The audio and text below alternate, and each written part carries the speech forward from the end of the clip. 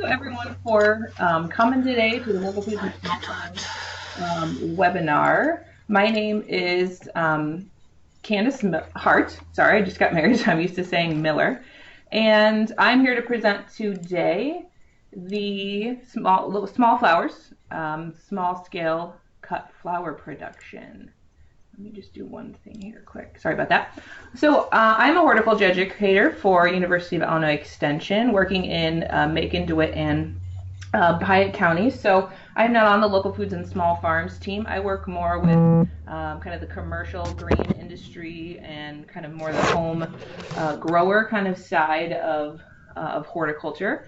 Flowers is definitely a specialty of mine and an area of interest of mine, and something that I take a big interest in. So the team asked me to kind of help with this topic here today. So hopefully you'll learn a little bit more about cut flower production, whether you're doing a little bit of it already, or if you just want to start fresh. So kind of what we're going to look at today is a little bit about choosing kind of the best site for growing some cut flowers, how to grow some particular cut flowers and which ones are going to be good options, where to market, what to grow, and then kind of some harvesting and care instructions here. So that's kind of what we're going to look at today. We're not going to go in depth into each flower because we just don't have time to do that in a 1 hour session here, and there's a lot of information about that out there. So we're just going to kind of go through the production, marketing, and kind of just take an introductory look to cut flower production here.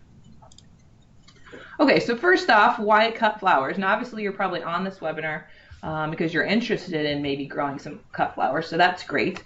But for those of you who are producers, maybe you're growing maybe a vegetable crop already or some other crop, cut flower is actually a great thing to kind of fill in that summer production, maybe fill in some of those areas where you're waiting for those vegetables to get ripe to take to the market, or there's kind of a gap in maybe your production. Some of these cut flowers can be a pretty quick crop and a pretty quick turnaround that you can fill in some of that cash flow gap. And they are a relatively high dollar crop. They don't ship well, obviously, which makes them a great option for a local crop, especially obviously with this local food movement continuing to grow.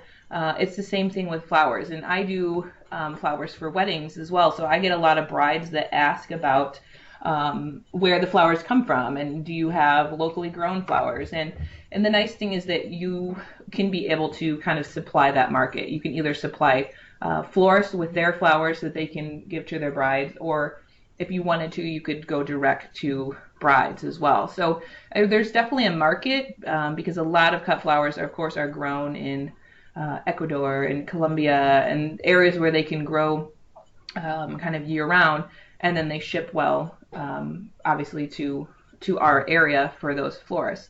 So there's kind of a niche market to grow maybe some of those more unique things that don't tend to ship well.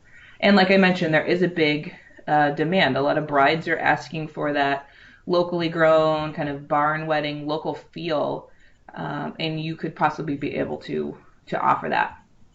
And of course, there's a monetary value to it. In the 2009 Census of Horticulture Specialties, cut flowers is worth over $400 million annually in the U.S. So it's a large market. Now, obviously, the majority of that is going to be kind of California and Florida and those states that can produce more year-round. But that doesn't mean that us here in the Midwest can't contribute to that market as well, obviously. Okay, so we're going to be talking about specialty cut flowers here today. And did I skip one? No, I didn't. And you might think that flowers are fun, which obviously they are. They're beautiful. They're fun. I love growing them myself. But they are a high labor crop, which if you're already a vegetable producer or a small farm already, you know that already. But flowers is not an easy kind of production to get into. Some other requirements are going to be land, of course. Starting out, I would say at least a half an acre of kind of open land to start with is probably a good amount. You're going to need, of course, the small equipment, depending on kind of how much you're starting with. You might need some bed shapers, tillers. It really just depends on how kind of big you're going to go.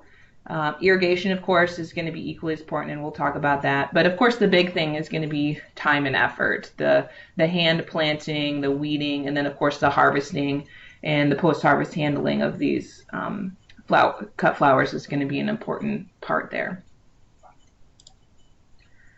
So the term specialty cut flowers is basically what we're talking about crops or other than the major florist crops. Now, as a florist, I can get mums, I can get roses, I can get carnations at a very cheap wholesale cost. The production of those has been mastered, and countries like Ecuador and these other countries, they've got it down to a pat. They know how to produce it cheaply, they ship well.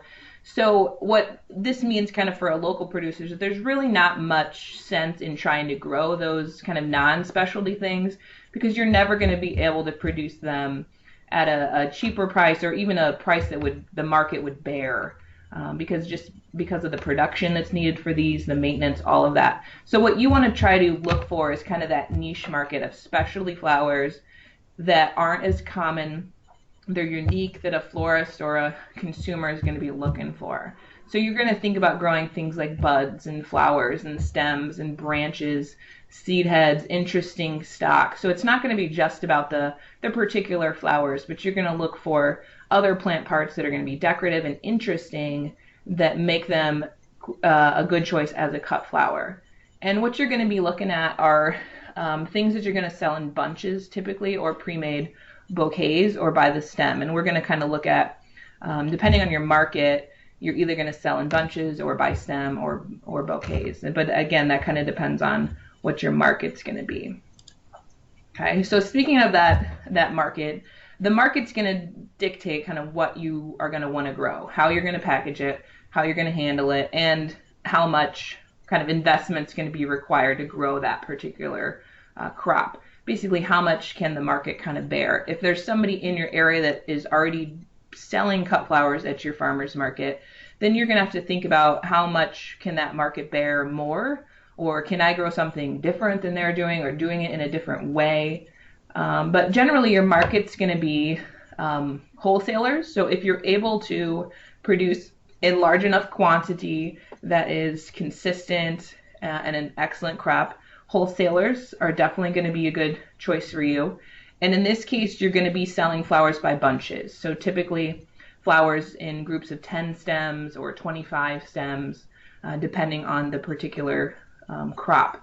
So, and wholesalers are definitely a great market. If you're able to produce, like I said, a consistent crop in a large enough quantity that they're going to want, that's a great place to go. And it's almost a guaranteed sell if it's something that they're looking for. Local florists, of course, are going to be an excellent market. Like I said, our consumers are asking for local flowers, and I think there's definitely a movement towards looking for interesting things. I mean, a rose vase is a rose vase, but to give an option of a designer's choice where it's full of local products, you're going to attract a different type of consumer. I think florists are going to love that. So if you can, again, provide them a good crop and a good quality, they're going to be a great customer for you. Other retail outlets might be an option depending on your location. I know some growers that will sell directly to like Whole Foods Market or grocery stores. So depending on your area and how far out you're able to deliver, that might be a really consistent market for you too. And then of course there's the public, directly to the public, whether that's through farmers markets, a retail stand at your farm or at another location, or even you-cut operations. And we think of these a lot for like you pick, like orchards and berry producers. But if you're, let's say you were you had an orchard or a berry patch that you already do you pick, maybe think about adding in a flower patch where you allow them to either you sell it by weight or you sell it by stem. People love that hands-on experience, being able to cut their own flowers. And obviously, if they enjoy the experience, they're going to cut more than they probably or thought they would. So they're probably going to spend more money in the long run because it's the experience that they're really looking for. So depending on your area, where you're at, these are some of the markets that you might think about for marketing those cut flowers. Okay. So how do you make yourself unique, especially at a farmer's market or a roadside stand. Like you mentioned, more than likely there's probably somebody that's already growing some cut flowers, or maybe yourself is already growing cut flowers. So kind of play around with your displays, look at magazines, look around at different markets, and see if you can do something fun and unique with your display. Flowers are beautiful already on their own, so they're going to catch people's attention, just the color and the beauty of flowers. But if you can showcase them in an interesting way, whether it's a unique stand or crates that you're displaying them in, or different vases that you're putting them in, just try to really showcase those interesting materials that you're growing, whether that's by making up mixed bouquets on your own, which people love because it's grab and go. They don't have to do anything. They just plop it in a vase and they have a beautiful arrangement. Or dried materials. Let's say you grew too much of something and it's something that dries well. Dry that. Instead of having it go to waste, dry that and display that in an interesting way at the market where people can realize, oh, I could display this as a wreath in my home, or I could use this for a longer period of time. Okay. And then of course CSAs. Now most CSAs of course are vegetable and food based, but a lot of cut flower growers and small farms are offering bouquet subscriptions too. So along with that CSA box, they can also get a bunch of local flowers every week that they can enjoy for that week. So just as easy as a food CSA, you can do a similar thing with a bouquet subscription. Okay, so choosing your site. The best site for a cut flower growing production is going to be, of course, in a full sun spot. Okay, most of these, basically all of these cut flowers that I'm going to talk about today are going to be full sun lovers. So just like a vegetable production, you really want that full sun spot. And ideally we want some wind protection. Some of these flowers are going to have long stems. They're going to need staking anyways. So if we can put this production in an area where it's going to be protected by wind, whether by a windbreak or in a hoop house, something like that, that's going to save you some headache in terms of your staking process.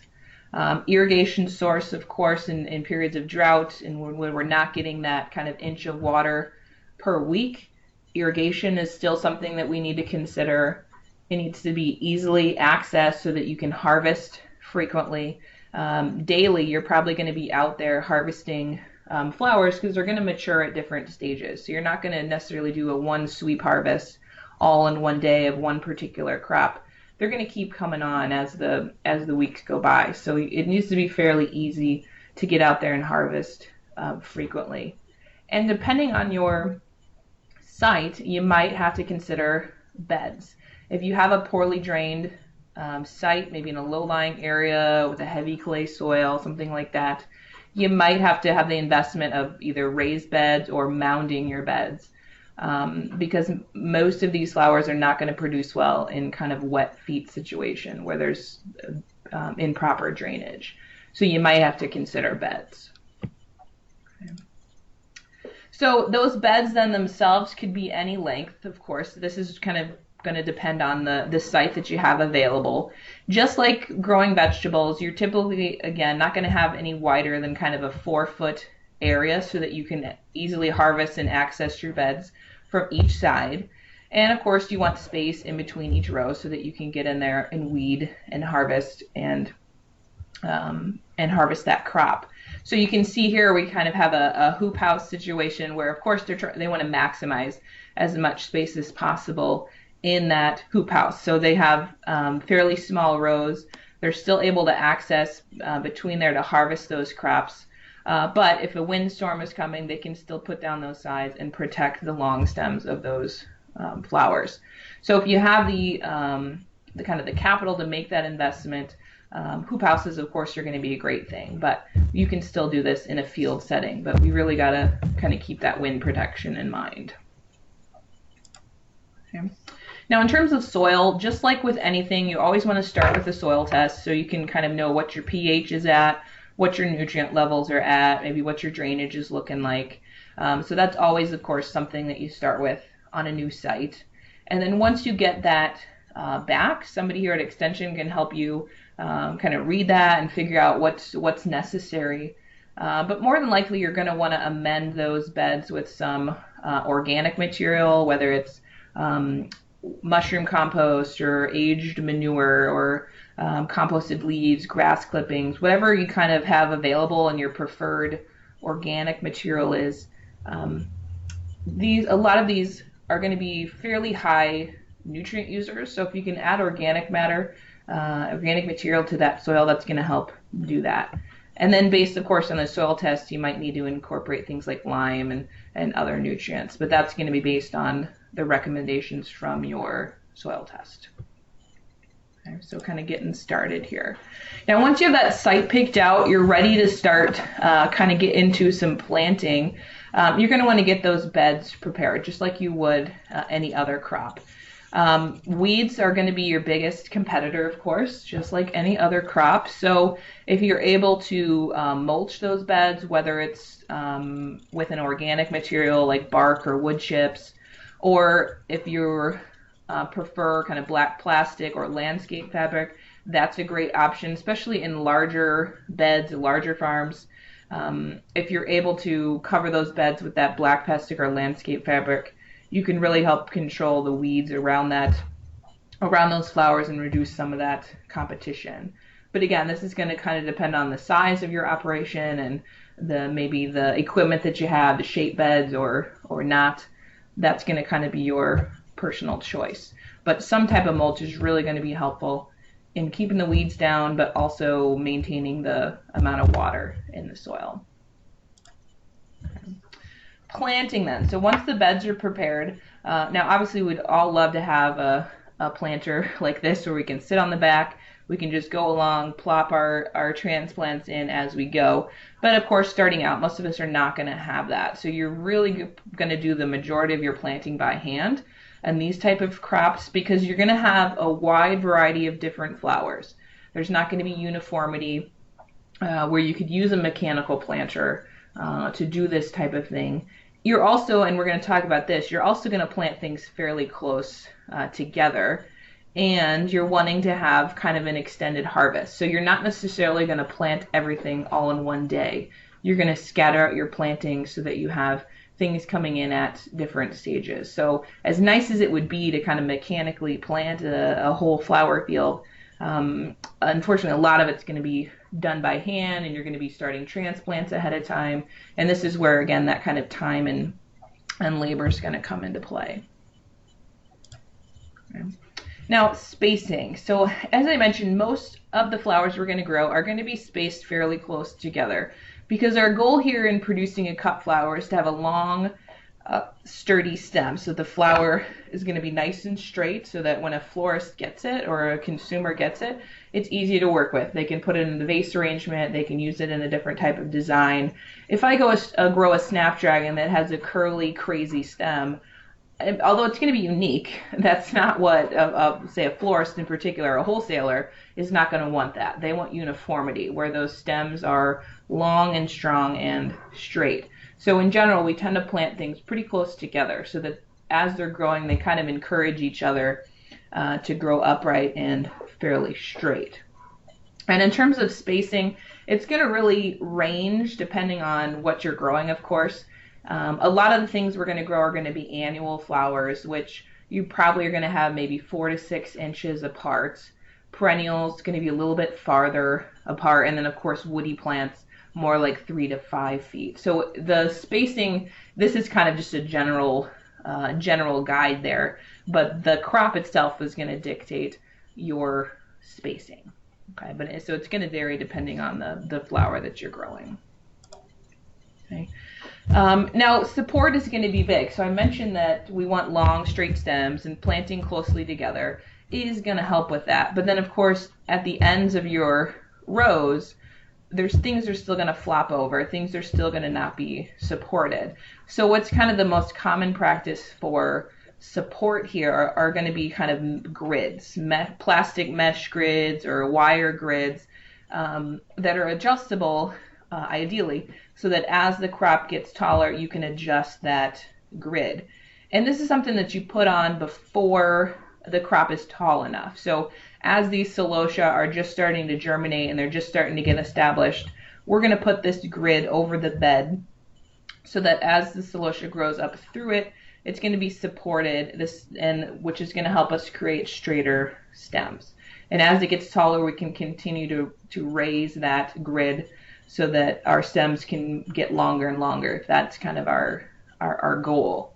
So annual beds, that's certainly what we're going to look at, is some grid or support methods here. Perennials, so let's say we were growing maybe some sedum, some autumn joy sedum as a cut flower. Some of these you might benefit from a pinch or a shearing earlier in the season to encourage some branching. Or let's say you were growing a chrysanthemum as a cut flower. If you want to have a lot more flowers on a perennial and you want to have a lot more branching earlier in the season before they actually flower, you are going to pinch those back or shear them back by 1/3 to 1/2.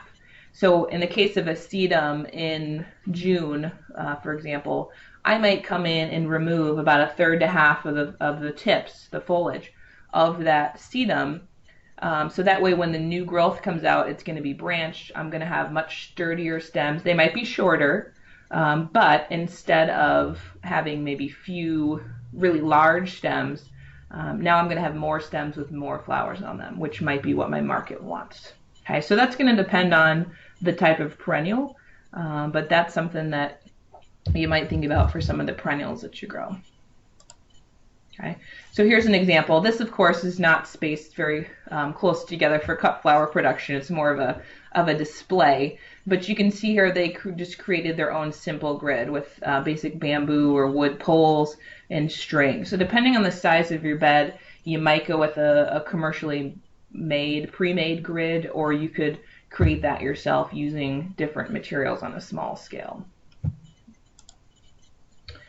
Now, irrigation. So of course, vegetables and fruit, we typically are going to have an irrigation setup, but flowers, the same thing. When we're not getting that kind of general rule of about 1 inch of water per week from rain, that's when supplemental watering is going to start to be necessary. And just like with fruits, flowers, we want to keep that water off the foliage if we can. So most growers are going to use either drip irrigation or soaker hoses or some type of irrigation line that's either going to be under the plastic if we're using a plastic covered bed, or on top of the ground. So that way we can kind of increase our efficiency. We're not watering it to areas where we don't need it, and we're keeping off, of course, the water off the leaves and the flowers, which is going to help with diseases and our flower quality.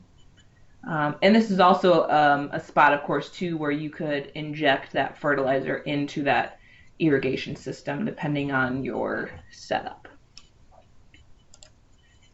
So what do you grow? This is kind of the big decision. And some of this is kind of trial and error and kind of figuring out what's going to grow well on your site. What does your market like? So when you're at your market, whether it's a farmer's market, a wholesaler, take good notes of what sold well, what are people talking about, what are they liking, and follow the trends. I flip through horticulture magazines, of course, but also if you're in the flower market, you want to consider flipping through those floral magazines. There's a lot of them out there, even wedding magazines. You're going to see what the trends are, what brides are, or what the magazines think brides are liking, and that can help you kind of stay up on the colors that are big. And if there's flowers in there that you could grow easily and locally, that maybe it's something that's difficult to ship, that's a great niche market for you to be able to provide that. And like I mentioned earlier, as much variety in unusual things as you can is going to be the best. You're not going to grow roses, you're not going to grow carnations, because those are they have that down pat. You want to grow those more unique things that people are going to be looking for. And if you haven't heard, the color of the year from Pantone is greenery. So I think foliages are also going to be a big thing too to get into. So once you've decided your kind of production schedule, what are you going to grow, when are you going to start it, all of that, that's a whole nother process.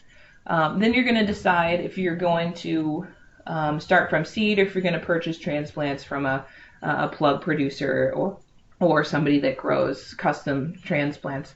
Most of the time, you're probably going to start your own from seed. Either you're going to plant it directly in your field, like something like a zinnia has a very short germination time.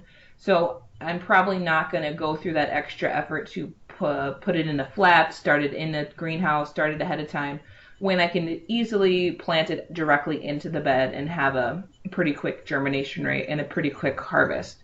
But something maybe like a sweet pea that's a cool season flower, I probably want to go ahead and get that started early ahead of time so I can get a good sized transplant. I can get it into the ground as early as I can and have a harvest a little bit quicker. So depending on what you're growing is going to dictate whether you're going to start from seed, you're going to purchase transplants, or maybe even plant bulbs. Like if it's a dahlia, you might be planting the bulb instead of a seed. Okay. So we are going to look at some of these crops now. And like I said, I'm not going to go through the production of each of these because that would be a whole nother couple hours. But I'm just going to touch on some of them that I find to be the easiest to grow, but also ones that are good options for the market that maybe they're not necessarily getting from a local wholesaler from another country, something that we could grow locally and be an easy crop.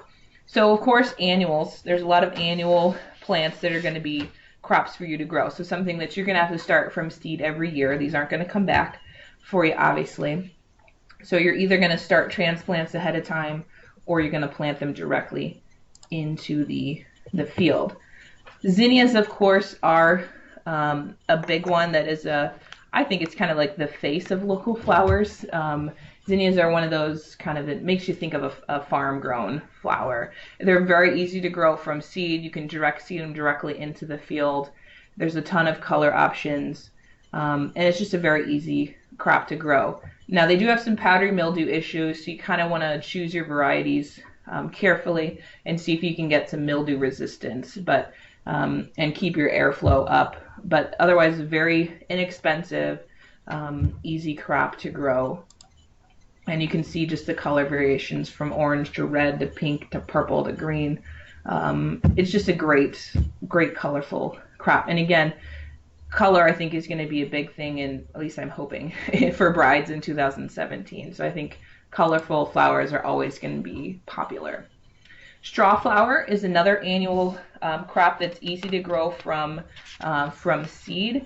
And this is another one where if you're looking for maybe a winter market, something to extend your harvest, straw flowers are a great dried flower. So if you don't sell them fresh, you can easily dry them. They hold their color almost exactly. So they're great for making other products. And they're unique, okay? I'm not going to go into a wholesaler and find straw flower necessarily. I want a local grower to grow that.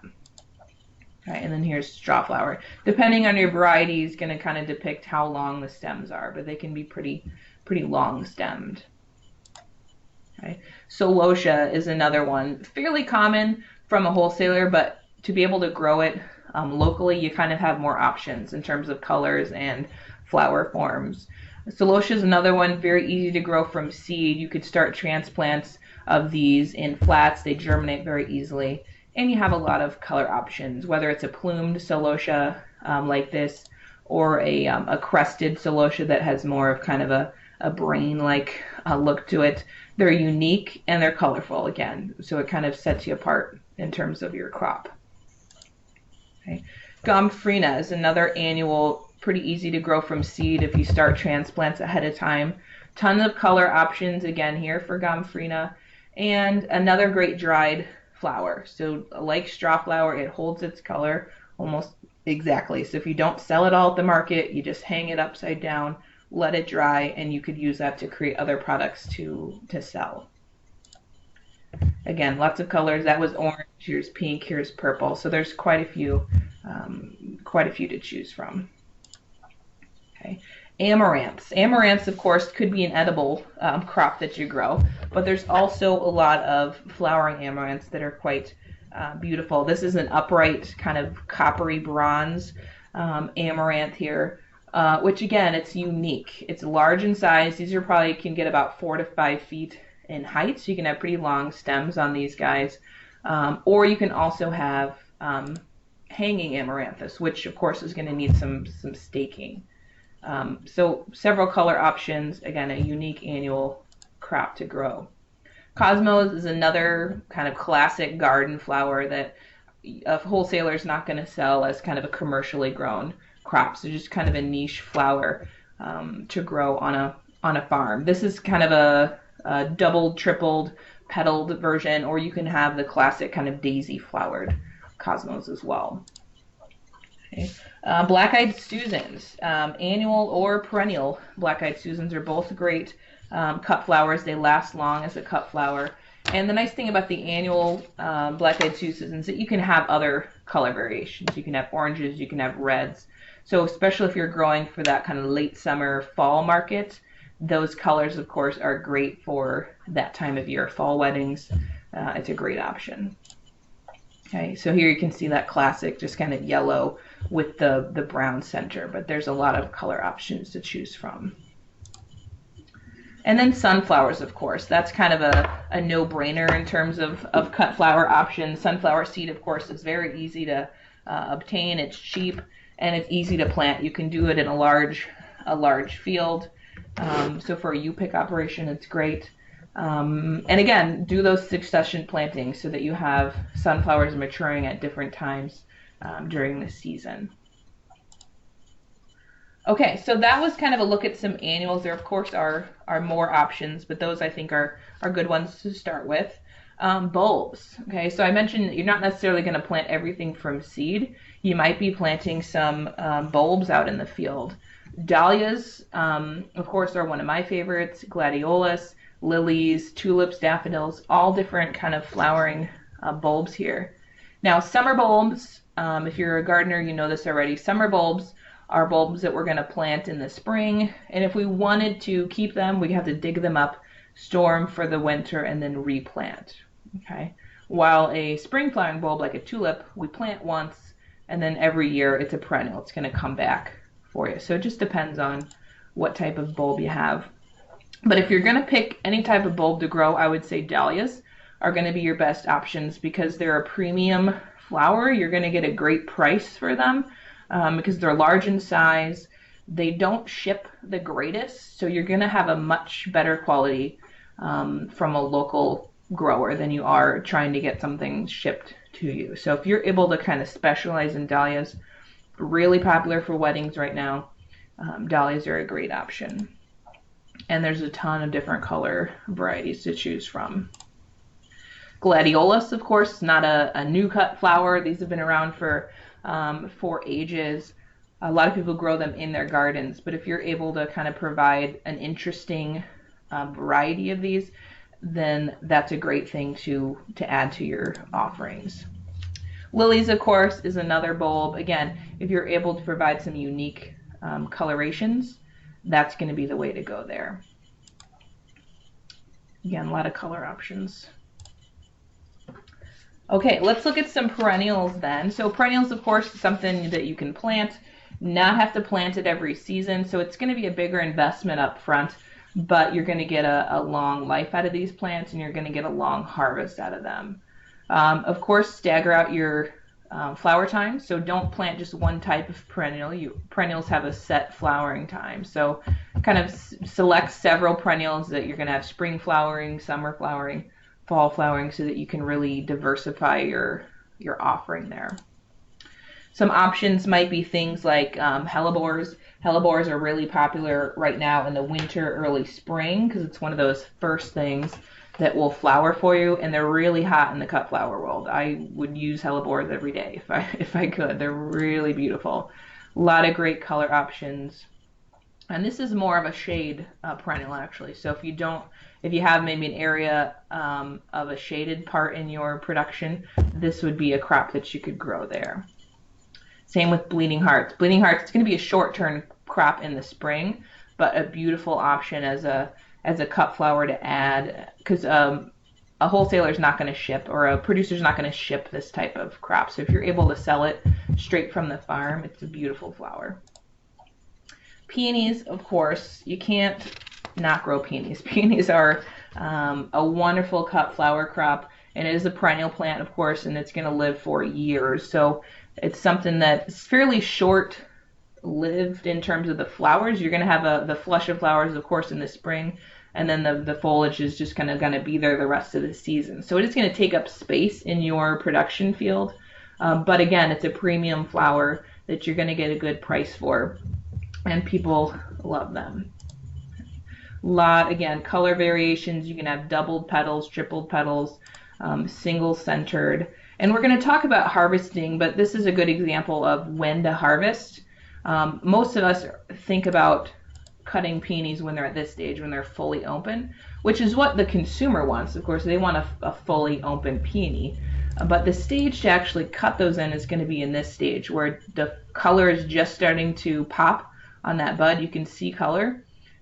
If you wait to cut them until they're fully open, you've lost a lot of the life of that flower. And then your consumer is not going to be happy because it's going to die really quickly.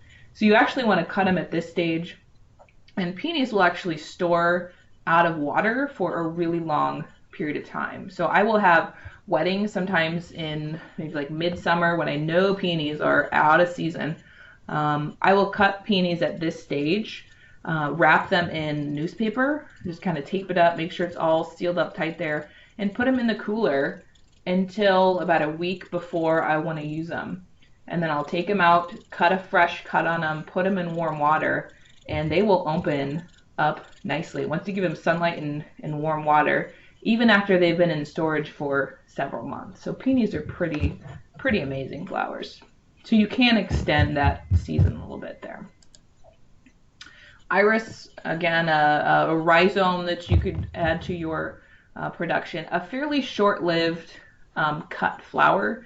So you want to be careful about the type of iris you're picking. A bearded iris that you would grow in your garden is not something that's going to be a long-lived cut flower. You're looking more for rhizomatous kind of iris types here.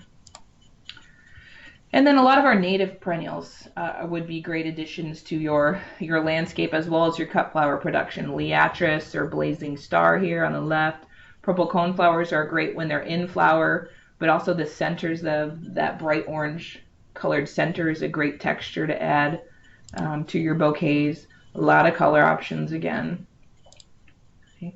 Eryngium or a blue thistle is another unique one that you could add to your assortment. A lot of people don't grow this, but it's a really popular cut flower for us as florists. And if you're able to provide it locally, I think that's awesome.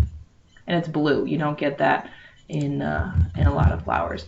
Poppies are really popular right now, and another crop that doesn't ship well, and they're hard to get to open if you do have them shipped to you. So if you're able to provide that to a florist locally, they would love you, because poppies are really on trend right now. Astilbe would be another option for a shade area of your production, a moist shade. Astilbe is also a very popular cut flower. Clematis is growing in popularity too for florists to use. So if you have an area where you have a pergola or an arch, something you can grow something over, and maybe it's wasted space right now, clematis would actually be a good crop to fill in there, because they have beautiful flowers that's really popular for wedding bouquets right now. Yarrows, there's a lot of different color yarrows that make good cut flower options. And then sedums too. Sedums are super easy to grow, of course, and they make a super long-lasting cut flowers. So just, again, an easy perennial to add in. Choose different varieties that you have different bloom times, and you can kind of stagger those out. Okay, and then, of course, it's not all about the flowers. Just like I said, you want to offer unique things, and we as designers love to use different textures in arrangement. So if you can provide foliages, grasses, shrubs, that's a great thing to add in there. So a perennial like lamb's ear that has that fuzzy silver foliage, I use a lot as a cut foliage. Dusty Miller here in the front has this silver fuzzy foliage. That would be an annual crop. Scented geraniums are really great. There's a lot of different fragrances with scented geraniums and a lot of different color patterns. That's a unique foliage. Again, something that's you're not going to find at a wholesaler. This is a unique crop that you could grow that a florist would really enjoy. Even common garden things that maybe you already have growing on your farm, they actually make great cut foliages like hostas and Solomon seals, both great cut foliages. Coral bells, they have short stems, but again, it's a unique pattern, a unique foliage that's not something that you would get at a local, at a wholesaler. And they do have interesting flowers too, which I've used in arrangements as well. And grasses. I can't say enough about grasses for the landscape, but also for cut flower production. Miscanthus here has, this is Zabrinus, I believe, that has this kind of variegated pattern to it. And then once the seed heads come on, those are a great use in bouquets and in different things. My favorite grass of all time is northern sea oats. It's a little bit invasive, you could say, but they will tolerate some shade as well. But they just have these kind of oat-like seed heads on them. They get this bronzy color in the fall, and they wave in the breeze. It's just a beautiful grass, and they dry really well. So just something unique, again, that you can add to your offering that you're not going to find from a normal producer. Beautyberry is a great shrub, native shrub, that in the fall it has these bright purple berries on it, which again, unique. You're not going to have a lot of shrub offerings that are going to have really interesting berries kind of to add to your assortment. Spirea in the spring, bridal spirea would be a great thing to add to your offering when maybe you don't have a lot going on in the spring. Spirea is a good option.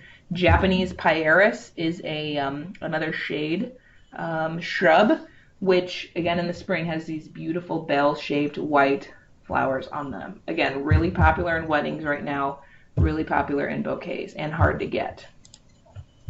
Nine bark, so it doesn't have to be about the flowers or the berries, just the foliage itself can be beautiful. So nine bark, this is Diablo. Nine bark has great long-lasting foliage, purplish tinges to it, so different colors. And one I didn't put in here is smoke bush, and smoke bush would also be a good option. Okay, well, let's finish it up before we ask some questions with kind of the what do you do to maintain it and how do you harvest. So obviously weeding is going to be your biggest maintenance task. Once things are planted, you're going to have to weed early and you're going to have to weed often to get things under control, especially if you don't have mulch or you don't have something covering your soil surface. So definitely consider mulching or black plastic. Watering, of course, using hopefully our irrigation system. Again, you go by that kind of average of you need about an inch per week. And if we're not getting that from rain, then it's time to start applying some water. And then pinching, disbudding, and pruning are all different things that we can do to kind of manipulate our production. So I talked about kind of shearing the perennials earlier so that you can get branching. On the kind of flip side, you can also disbud. So let's say I was growing peonies, for example, and I wanted just that one big flower, the terminal flower. Once the buds start to form, what I would do is I would actually remove the side buds so that all of the energy, goes into that one terminal large flower. So again, that's just kind of a hand technique that you're going to do if you're really wanting to encourage long stems with a single flower and a big flower. Okay. Pinching, like I mentioned, is going to be something. So with cut flower production, you typically want one long, pretty sturdy stem. So you can see here in the celosia, here's what we have resulted in, one long kind of straight stem. What you could have done early in the production is, while it's still vegetative, you could have pinched out the terminal growing point. You could have pinched out that one stem so that it branched out and you had multiple shorter stems. So depending on what your market wants, if they want short stems, and a lot of them, then pinch. But if they don't, if they want single long stems that are uniform, then you're probably not going to pinch. You're going to let those stems get long and then harvest them like that. Now, when do you harvest? Now, this is really going to depend on the crop. I showed you the peonies, how you kind of harvest them when that first color is showing. But other things are going to be best cut when they are fully bloomed, because some things, after you cut it, it's not going to open any farther. So some things you're going to cut when they're fully developed, some at the bud stage, some even before that. So the stage of harvest really depends on the crop. And in terms of timing, this again goes to that time and labor thing. Early mornings can always kind of be your best harvest time, because the plant's going to have the most water in it at that point. The temperature's low, the rate of transpiration's low, so it's going to be full of water, which is what you want as a cut flower. You want it to be nice and full of water so that it's going to hold up well. And then, of course, the general harvesting kind of recommendations: keep your tools clean, keep things sanitized, because bacteria is our enemy here with a cut flower. Okay. So once you've harvested, then try to keep those stems as long as you can, because again, depending on your market, they're probably going to want as long a stem as possible. Once you cut those flowers, you're going to get them straight into water. And if you're going straight from the hot field where you're cutting, then you're probably going to go straight to cool water, because you want to get those flowers cooled down pretty quickly. But if you're cutting something that's under extreme water stress, maybe you're not cutting it at the ideal time and it's a little bit wilted or it's not full of water, then going into warm water for an hour or two is going to help with that water uptake. So generally you're going to go straight to cool water unless you're really needing to uptake a lot of water. And any foliage that's going to be in the water line in your bucket, needs to go. So you're going to clean the bottom of those stems off. pH is going to be important, so you might do a water test at your facility, because a lower pH is going to help inhibit bacterial growth. And preservatives that you're going to use are going to be formulated to be affected at this lower pH. Okay? And just like some fruits and vegetables, you want to keep them away from ethylene, which is going to make these flowers ripen faster, which we don't want now. So if you can keep them out of the same cooler as any of those fruits or vegetables that produce ethylene, that's going to be recommended. Okay. And you do want to use here, making sure that you are using a preservative. And there are lots of homemade recipes for preservatives, but your best option is always going to be to purchase a commercial floral preservative that's going to help decrease your bacterial growth. It's going to give the flowers some sugar, which is going to help them last longer. So that's really recommended, is to get some professional preservative as well. Okay, before I open it up to questions, I put in some resources here for you. And again, these are on the handout, which is attached. A lot of great extension information, production guide. So if you're wanting to know a little bit more about some of those crops and how to grow them, you can look up these resources here. And there's a lot of support out there for flower growers, for florists, etc. The Association of Specialty Cut Flower Growers has a great conference every year. Wholesale Floral Associations, Society of American Florists, Illinois Specialty Growers. So there's a lot of places for help if you're starting out. And there's a lot of great information. It's definitely a growing movement. And one person that I follow a lot is Deborah Prinzing, and she's wrote a lot of books on cut flower production and kind of the slow flower movement. She's the one who kind of took that phrase and ran with it. So she has a book all about that, Slow Flowers, the 50-Mile Bouquet, and she has a podcast too that is focused on cut flower production. So there's a lot of info out there. You just gotta kind of look at it. Okay, so now I will open it up to any questions. So I see one in here so far. Type of cut flowers serve as good pollinators. Good question. Basically all of them, to be honest. If it's a flower that's producing some pollen, or if it's producing some nectar, then it's going to be great for pollinators. Especially a lot of those native flowers like the coneflower, the liatris that I mentioned. Yeah, almost all flowers are going to provide something to some type of pollinator. So the more flowers you can have, the better. Now keep in mind though that if you're growing those cut flowers to produce, to cut, you might actually be cutting them before they're at a stage where it would help a pollinator. They may not be producing a whole lot of pollen or nectar before you're cutting it. So some of it's going to be good, but you might also be cutting things too early that you might lose some of that. Okay, let's see. Generally, are cut flowers deer tolerant? Sure aren't. Nope, that is a good point. A lot of these deer are going to enjoy, especially if they have some fragrance to them. A lot of times that attracts them. So if you do have a big deer problem, you probably do want to consider fencing or a hoop house that can be excluded from deer. Yeah, that's definitely something to consider based on your location, because they are going to enjoy that. So you might have to plant extra to allow for some deer feeding. But yeah, that's definitely something to consider. Recommendation on where to purchase display materials: plastic water thing on the bottom of bouquets, vases, etc. Yeah, that's a great question.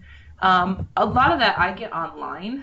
To be honest, I search for a lot of those things online from different companies, like the wraps that you can get on the bottom, like Eco Fresh Bouquet is one that I've ordered from. There's a lot of options.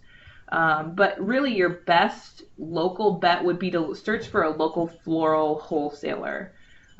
Usually in every, like Central Illinois has several, Northern Illinois has several. There may not be one in your town, but if you search for a floral wholesaler near you, they have a fresh section as well as a supply section where they sell a lot of those sleeves that you could put around bouquets, water tubes, all of that type of thing.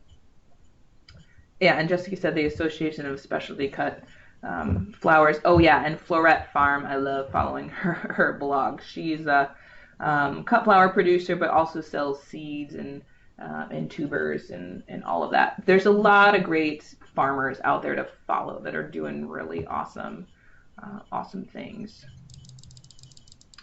Are herbs ever incorporated? Absolutely. I have never done any kind of specifically for production. I tend to just incorporate those into my garden anyways, and then harvest them when I want them for a bouquet. But yeah, rosemary is really popular in bouquets. Some of the things obviously are not going to be great as a cut. So you'd want to, if you're interested in doing it, test it out. Cut a piece of it off, put it in a vase of water, and see how long it lasts. Rosemary is going to last for a long period of time. But I wouldn't necessarily take a piece of basil and try to put it in a bouquet because it's going to wilt really quickly. So herbs are definitely an awesome option, but test them out to see how long they're gonna last. Suzanne says to remind everyone to make absolutely sure they harvest and not let some of these go to seed. Some of the most desirable flowers are considered weeds in our area. Absolutely true. Yeah, whatever you're growing, consider the kind of invasiveness of it, and if it's something that's very prolific, that's going to spread a lot of seeds, definitely consider that. And most of the time, if it's a cut flower, we are going to harvest it before it goes to seed. But definitely, yeah, something to think about. Jan's asking, how long can you keep a peony bud in the cooler? I have kept them in my cooler for 2 to 3 months. I think that's the longest I've tried. But I bet they could probably go a little bit longer. But like I said, you cut them at the stage where it's still a bud with a little bit of color showing. You're going to cut those stems. I wrap them in newspaper. It could be paper towels, just something to kind of keep them insulated and a little bit moist. And then I put those in the cooler for, like I said, 2 to 3 months is the max I've tried. But you could experiment and see how long it goes. And then, like I said, you take them out, make a fresh cut, hot water, sunny location, and then they should start to pop open. Jennifer's asking, how do I price cut flowers for wholesale and farmers market? Is there a USDA pricing sheet or other organization with pricing information? I believe that the Association of Specialty Cut Flowers Growers should have some of that information. I'm not aware of a USDA sheet, but I'd have to look into that. To be honest, your best thing is going to be to go to your market and see what your market can bear. To be honest, I have sold some at farmers markets just on a small scale. And I was in a small town when I was doing this, and I learned pretty quickly that my market would not bear what I wanted to price some of my things at, just because they didn't value it. And when you go to a wholesaler, a lot of times they're going to dictate kind of what price they're going to give you. So I would really kind of look at your market, but I'm pretty sure that the association should have some of that, at least kind of nationwide averages out there for you. Let's see. Becky mentioned that peonies, allium, and daffodils are all pretty deer tolerant, so those would be good ones to try. Oh, good. Jessica said that the association does have a pricing info sheet. Thank you. Lynn's asking, how close do you want to plant a windbreak? Could I use the bush type flower foliages for this? Yeah, totally. So when you're planning out your planting pattern, you can definitely think about planting maybe a bushier perennial next to maybe an annual that needs some support. So you can create that natural kind of windbreak with your planting pattern. So it doesn't necessarily have to be big evergreen trees that you're producing a windbreak. It might be smaller shrubs or perennials that you're growing, that in between those is where you're going to plant those kind of more susceptible things to wind. So you absolutely can do that. Good resources for harvesting, storage tips for individual flower types. If you look at those couple of extension sites that I shared, most of those kind of have a production guide in there that gives you that information in terms of kind of spacing, when to plant it, when to harvest it, all of that. And then, like I mentioned, Deborah's books. She has a lot of great information in there as well as the Cut Flower Association is going to have some of that information.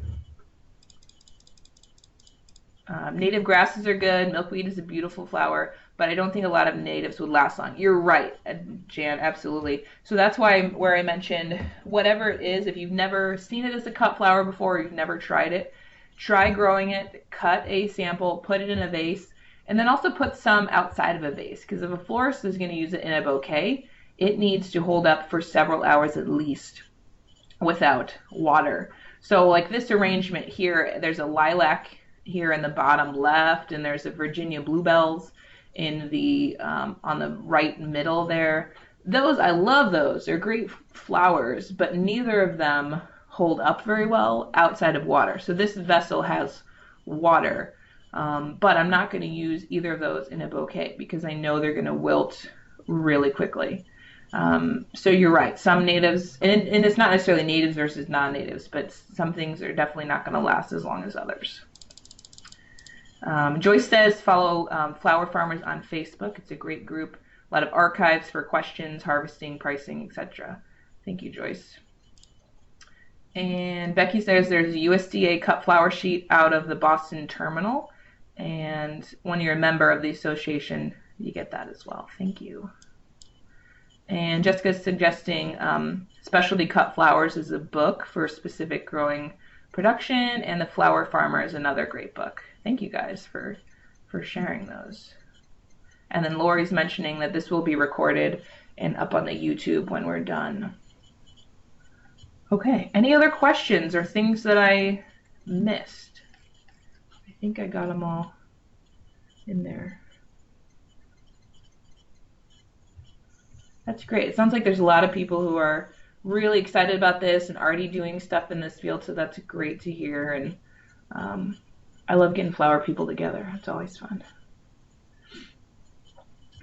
Okay, well, I'll stick around a couple more minutes if anybody does have anything. Otherwise, thank you all for coming.